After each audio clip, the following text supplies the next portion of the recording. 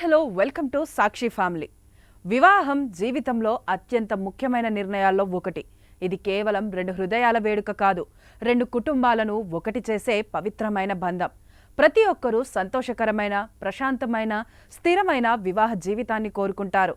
దీనికోసం సరైన జీవిత భాగస్వామిని ఎంచుకోవడం చాలా ముఖ్యం. అందం లేదా ఆర్థిక స్థితి ఆధారంగా ఎంచుకోవడం వల్ల జీవితంలో నిజమైన ఆనందం లభించదు. బదులుగా జీవిత భాగస్వామి లక్షణాలు, మనస్తత్వం, జీవితంపై దృక్పథాన్ని గమనించడం చాలా ముఖ్యం.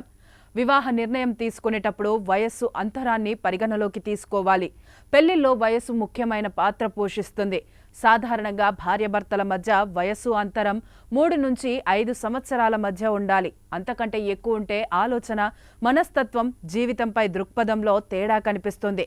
ఒకే వయస్సు లేదా కొంచెం దూరం ఉన్న భాగస్వామి పరస్పర అవగాహనకు సహాయపడుతుంది. నేటి అమ్మాయిలు తమ కెరీర్లో ముందంజలో ఉన్నారు. కానీ వివాహం తరువాత కెరీర్, కుటుంబం మధ్య సమతుల్యతను కాపాడుకోవడం చాలా ముఖ్యం. ఒక అమ్మాయి తన కెరీర్ను చూసుకుంటేనే తన కుటుంబంపై శ్రద్ధ చూపలేకపోతే రిలేషన్లో గ్యాప్ ఏర్పడవచ్చు. కాబట్టి పెళ్లికి ముందు ఈ విషయాన్ని ఒకరితో ఒకరు చర్చించుకోవడం మంచిది. అలాగే పెళ్ళనేది కేవలం అందం లేదా రూపాన్ని బట్టి ఉండకూడదు. విలువలు, స్వభావాన్ని పరిగణలోకి తీసుకోవాలి. విలువలు, స్వభావం, జీవిత దృక్పథమే నిజమైన అందం. సరళమైన, సున్నితమైన, గౌరవప్రదమైన మనస్సు కలిగిన అమ్మాయి కుటుంబ వాతావరణానికి సులభంగా, అనుగుణంగా ఉంటుంది. అలాంటి అమ్మాయి జీవితానికి విశ్వాసం, శాంతిని, శ్రేయస్సును తీసుకురాగలదని పెద్దలు చెబుతారు. నమ్మకమైన నిబద్ధత విజయవంతమైన వివాహానికి పునాది. మీతో నిజమైన బంధం, మీ పట్ల నిజమైన శ్రద్ధ, గౌరవం చూపే అమ్మాయిని ఎంచుకోండి. మీతో విడిపోయే లేదా చిన్న విషయాలకు కూడా అసహనం చూపేవారు వివాహానికి తగినవారు కాదని గ్రహించాలి. పరస్పర అవగాహన, ప్రేమ, క్షమాపణ కోరే లక్షణాలు దీర్ఘకాలిక బంధానికి చాలా అవసరం. తన కుటుంబాన్ని గౌరవించే అమ్మాయి ఎప్పుడూ మంచి భార్య, మంచి తల్లి అవుతుంది.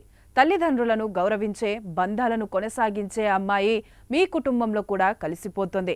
అలాంటి అమ్మాయిలు తమ పిల్లలకు మంచి విలువలు, నైతికతను కూడా బోధిస్తారు. అయితే వివాహానికి ముందు అమ్మాయి, అబ్బాయి ఇద్దరూ ఒకరినొకరు ఇష్టాయిష్టాలను, అభిప్రాయాలను పంచుకొని పెళ్లి చేసుకోవడం ద్వారా మంచి వైవాహిక జీవితాన్ని గడపవచ్చని మానసిక నిపుణులు చెబుతున్నారు. సాక్షి టీవీ ప్రసారాలను నిలిపివేయటం చట్టరీత్యా నేరం. సాక్షి టీవీ ప్రసారాల కోసం మీ స్థానిక కేబుల్ ఆపరేటర్ను వెంటనే సంప్రదించండి. DTHలో, ఇంటర్నెట్లో కూడా సాక్షి టీవీ ప్రసారాలను వీక్షించవచ్చు.